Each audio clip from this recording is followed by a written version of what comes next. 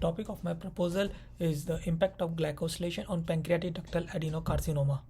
So let us start with the overview of the process. So this is the pancreas with a tumor. So pancreatic cancer is a very deadly cancer with only 5% survival rate, and based on some mathematical modeling, it is predicted that it will take around 10 years to reach this pancreatic tumor from this initiation stage to the metastatic stage. And right now there is no cure available for this pancreatic cancer, or even to detect this pancreatic cancer at the early stage. So we can use this 10-year window to detect and cure the pancreatic cancer. And the next major part of problem is this: after this, the pancreatic cancer, when it reaches to the metastatic stage, it will spread across different part of the body in around 4 to 5 years. So we can use this 4 to 5 years for the patient who was already infected with the metastatic stage and elevate their conditions by reducing this metastatic metastasis of this tumor. The last part, after acquiring the last aim of this proposal is to develop some immunological studies so that we can selectively distinguish pancreatic tumor cells from the healthy cells and trigger apoptosis on those tumor cells. So let us go through some background about this pancreatic cancer and how it is related to the glycosylation part. So this is the normal glycosylation that is occurred within the cells, that we can see the different kind of glycans are formed, and these are the O glycans and these are the N glycans, that is complex N glycans, hybrid N glycans. And in the normal cells, compared to the normal cells, in the case of pancreatic cells, we can see some of the major signatures that are observed in the pancreatic cells is this TN antigen and STN antigen. And the reason why these kind of antigens are expressed in the pancreatic cancer is because of the dysregulation in the O glycans that has been reported in the literature. And one of the process by which this kind of antigen are overexpressed in the case of pancreatic cancer is through this upregulation of this ST3-galvan, or this dysregulation or disruption of this C1T-galvan, so that this TN antigens will be all overexpressed. And another way by which this kind of antigens are overexpressed is through this upregulation of this ST3-galvan and downregulation of this ST3-gal. This will also not this one. The first, let us revise. Let me try to re-explain what I have said. The one of the reason for the overexpression of this TN antigen is because of the overexpression of this truncated TN part, and the other reason is that overexpression of this ST3-galvan and downregulation of the C1-gal-T1. This leads to the overexpression of TN antigen, and this one is the TN antigen. So what is the knowledge gap we have presently? The knowledge gap that we have presently is that we don't have the systematic information available about the role of different glycans on this different glycosylation profile. So these roles need to be identified in order to find out a systematic cure against the pancreatic tumor. So this is one of the motivations behind this proposal. So what is the first aim? The first aim is to first this proliferation, migration and metastasis, find out do this proliferation, migration, metastasis on the pancreatic tumor cells with the glycotransferase. So in this, initially what we will develop is we will try to develop this knockout libraries in the CD18 and FG357 cells, and these are the pancreatic cell lines derived from the human beings. So we will use the two different kind of libraries. One has this essential gene libraries that contains the genes that are essential for the cell survival, and another has this glycans libraries. And this another library consists of different O glycans, as we have seen that O glycans are necessary for the cell survival. And so the first experiment that we will do under this aim is to do this cell surface lectin binding studies.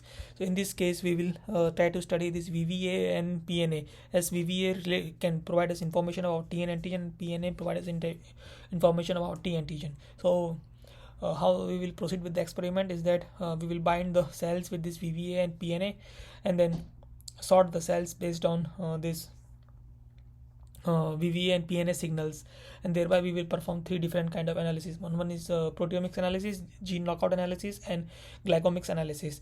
And this proteomics analysis will help us to identify what is the metabolic reprogramming, or is there any signaling pathway changes occurred within the cells. And whereas this amplicon transcriptome will provide the information what kind of glycotransferase knockout leads to this high expression of T antigen and TN antigen. And finally, this whole cell glycomics will provide us the information about the whole changes in the glycomics profile, so that we can compare this glycomics profile with the actual patient samples and try to identify if our glycomics profile from the experiment is matches with the glycomics profile from the patient. The next kind of experiment we will do is to find out this migration studies, to find out which gene knockouts are responsive, which gene knockouts promotes this migrations, cell migration. So in this case, how we will do is we will use this transwell. We will do this transwell migration studies. In this case, we will use the transwell pore size of 5 micrometer and this membrane of this collagen coated PTFE. The reason why we have selected this 5 micrometer pore size is based on the size of the cells that we are using for the study. And in this case, we will try to collect the cells at different time intervals, and this will help us to provide the cells that will have different migration properties, and we can find out which glycotransferase gene will contribute towards this properties with the help of this amplicon transcriptome, the guide RNA is present within the cells. And the third assay that we will do is the cell culture wound closure assay. So in this case, we need to find out what are the cells that will help in the proliferation. So how we will carry out this assay is through this. We will try to use this microfluidic device, and in this case, first we will seed the cells, and after the cells form a monolayer on the microfluidic device, we will try to remove the cells from the middle of this microfluidic device with the help of trypsin, and simultaneously we will barcode the cells that are on the edge through this DNA barcoded antibody and antibodies. That the structure of this DNA barcoded antibodies is shown here. And after the cells are completely removed from this middle channel, and we will again pass the medium and allow some time for the cells to migrate into this open space. And once the cells are migrated into the open space, which usually takes around 24 hours for different, and this time will differ from differ based on the cell length that is used for the experiment. And when the cells are migrated into this middle channel, we will again trypsinize and try to identify these cells using this co-indexing and transcriptome epitopes. This will help us to identify which genes knockout are responsible for the proliferation of the cells. The next assay that we will do is the in vivo studies, and it's about this migration assays and cell phenotype. So basically, we will try to replicate this previous ex vivo experiments in results in the in vivo studies. So in this case, what we will do is we will take the knockout mice, humanized knockout mice, and inject it with the gene knockout library, and after 10 to 12 weeks we will do the tumor analysis, and then this tumor cells or tissues will be analyzed under this for glycomics profile and transcriptome amplicon and this proteomics, and this will provide us the same information that we got from the previous studies. That is, proteomics will provide us the metabolic reprogramming information, and is there any signaling pathways occurs, and the amplicon transcriptome will provide us the gene knockout information that promotes this metastasis of the tumors, and the whole cell glycomics provide us the information about the different glycomics profile of the metastatic tumors. And some of the studies are been and one of the examples has been shown here, which is carried out on just single knockout, that is on C1-GALT1 knockout. There we can see that the C1-GALT1 knockout cells will have more Ki67, has more signals for Ki67, and also this, which is the one of the proliferation marker. And however, this cancer associated fibroblast is low compared to the case of without C1-GALT1 knockout, and this could be because of the high proliferation of the cells. They will not be able to interact with its surrounding neighbors, surrounding or neighboring cells. The next one is this PNA will provide us the information about this T antigen, and the VVA provide us the information about this TN antigen. And we can see that the T antigens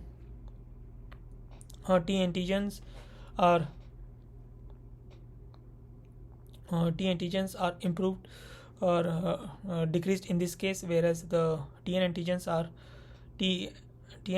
are increased in this case. And this is because the C1-GALT1 knockout will divert the cells towards this TN antigen formation, and with STD-GAL1 upregulate.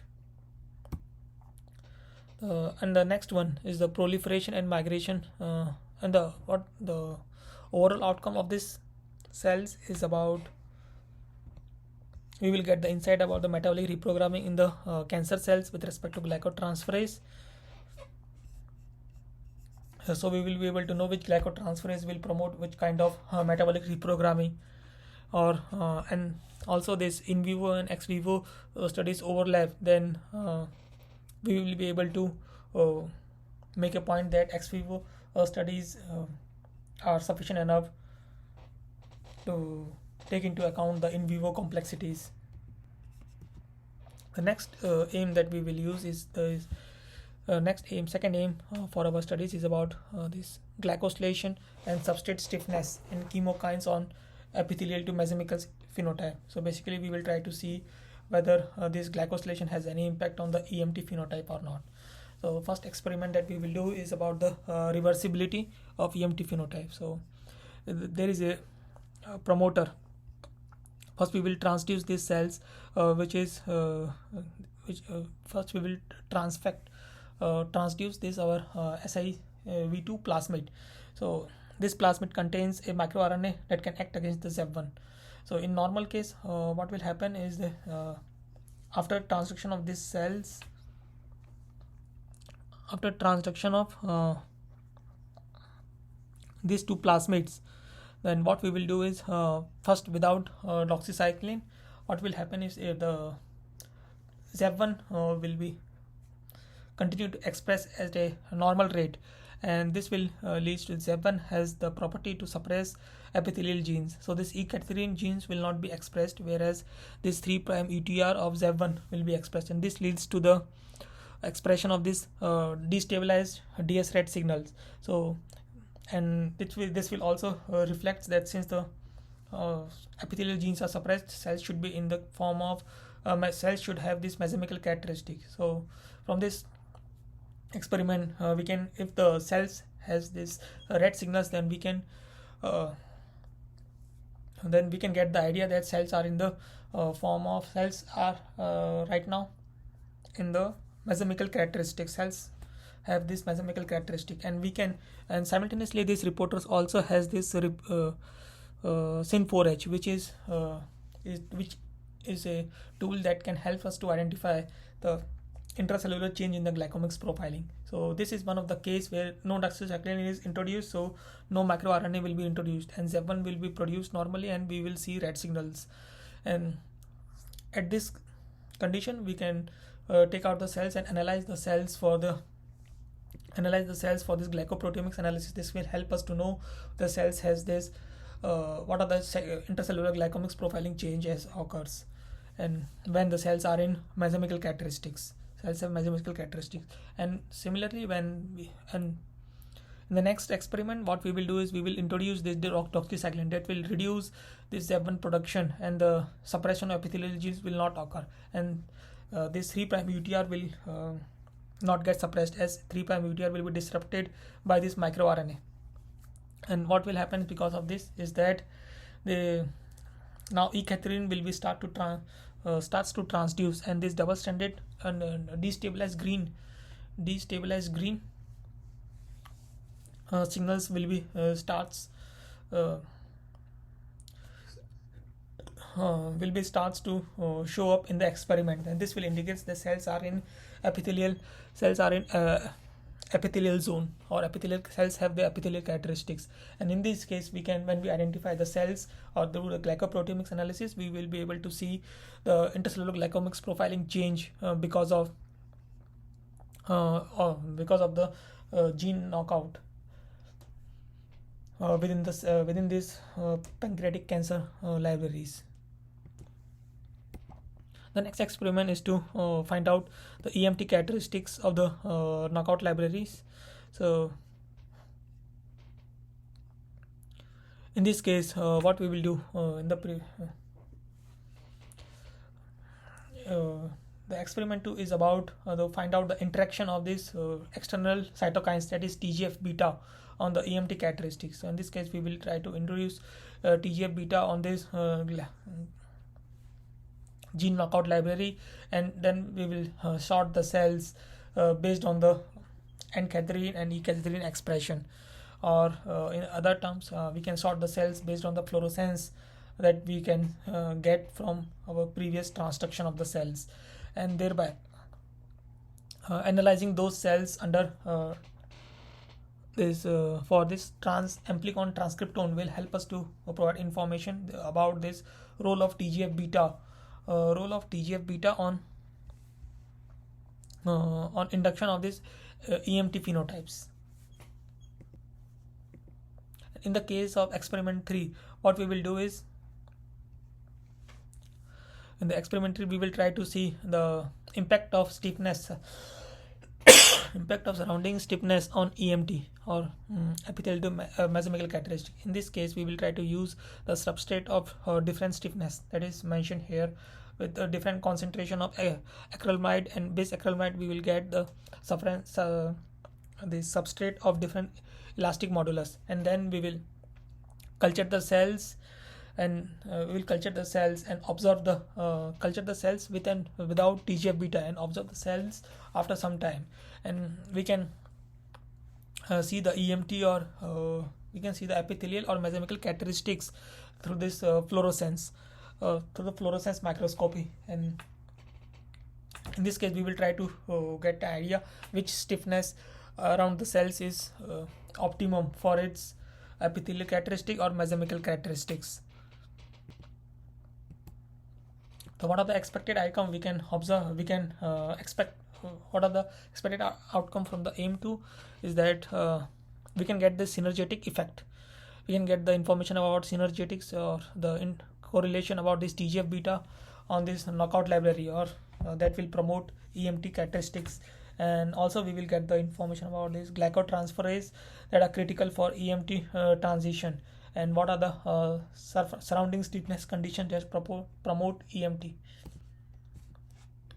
The third aim is about the glycosylation and immune surveillance, or the relationship between glycosylation and the immune surveillance. In this, the experiment 1 is about the immune evasion ability of the knockout libraries against wild type immune cells. So in this case, the experiment, we will co-culture both the immune cells, that is NK92 cells, and the gene knockout libraries, and after 24 hours we will measure what are the cell apoptosis, is there any cell apoptosis through this flow cytometry and annexin 5 dye, and also we will check what are the from these live cells, the cells that are survived for this amplicon transcriptome sequencing, so that we can get to know which glycotransferase helps in this immune surveillance, immune evasion. And simultaneously, this peptide information will help us to know what are the metabolic reprogramming that helps in the immune evasion of this kind of knockout libraries. The next experiment is all about the enhancement. We will in the first experiment we use the normal wild type cells. In this experiment we will use this improvised immune cells, that is immune cells which has the information about Siglec-7 Siglec-9 receptors, and these are more predominantly found in the case of tumor cells. So we will do the same experiment that we have done in the experiment 1, aim3 experiment 1. However, in this case we will have the cells with more tumor specific information, and we'll try to check whether this specific information will have some enhancement in the immune surveillance or not by doing this alleloptotic assay and gene knockout informations, and this transcriptome amplicon assay, and also this proteomic studies. And we can compare the results from experiment and experiment 2. And in the case of experiment 3, what we will do is we will do the in vivo immunological studies against the knockout libraries. So in this case we will use this knockout library and inject them into the transgenic mouse that has the overexpression of this NK92 and T cells, and then we can observe the cell death using this tunnel assay and or annexin 5 assay, and simultaneously we can analyze the tumor cells for this amplicon transcriptome and proteomics analysis to find out whether what are the kind of metabolic reprogramming happens that helps these cells from immune surveillance. And what are the expected outcome from the experiment 3? One of the expected outcome is that we will get to know what are the glycotransferases that helps in the immune surveillance, and also whether this ex vivo and in vivo results help us to validate what are the critical glycotransferase knockout, what are the common glycotransferases that are found from the ex vivo and in vivo results that help us to validate that these glycotransferases are critical for this immune evasion. And now we will quickly go through these preliminary results that we have developed regarding this proposal. So the heart of this proposal is to have the gene knockout libraries. So I will present the data about the gene knockout library. So these are the expected outcomes that we will expect when we are trying to prepare this gene knockout library. Consider this is the pancreatic cancer cells, and first we will transduce them with the Cas9 D tomato cells, so that this Cas9 will be expressed in these kind of cells, and after single colony growth we will get the Cas9 positive cells, and then we will do the viral transduction of this gene knockout library, so that some of the cells will have these genes knocked out. Thereafter we will transfect this Cas9 G7 to knock out the Cas9 to avoid the non-specific editing by the Cas9. And after that, after the bulk sorting, we will get the knockout libraries that does not have the genes that are present in these libraries. So, and in the flow cytometer we will observe the results in this way, that this is the wild type cells, and when the Cas9 is positive cells are formed, they will see the Cas9 positive signals, and when the transduction we will see some CFP positive signals, as this knockout libraries has the CFP reporter. And after some time, after pyromycin selection, we will see the CFP reporters enhancement in the CFP signals, and after bulk sorting we can see the positive CFP signals. And this is now I will show the CD18 knockout libraries data. So this is the CD18 knockout libraries. I have prepared two different kind of knockout libraries. First one is the glycogens libraries, and second one is the